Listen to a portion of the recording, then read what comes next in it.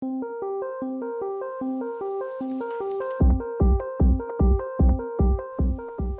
need to be careful when you're using strings and characters to make the distinction between the two.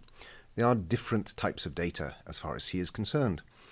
Now, if you're writing a whole string such as hello world, it's pretty obvious that's not a character, single character.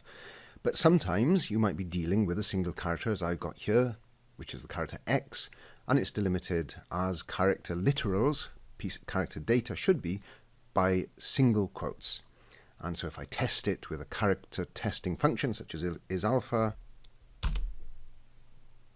okay, it says it's a letter, no surprise there. But it's perfectly valid syntax, C will allow it, for me to put in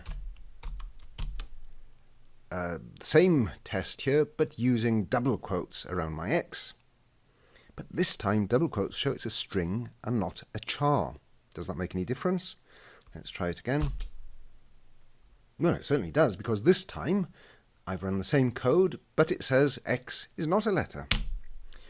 So that's quite an important thing to bear in mind, because sometimes if you pass strings to functions that expect chars, they will accept the argument, but they will not necessarily produce the results that you expect. Why is that?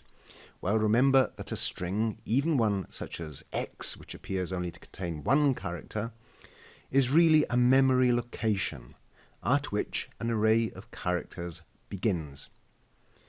And that means that when you accidentally enter a string such as double quote X double quote when you'd intended to enter a char single quote X single quote, your code is unlikely to produce the results that you expect.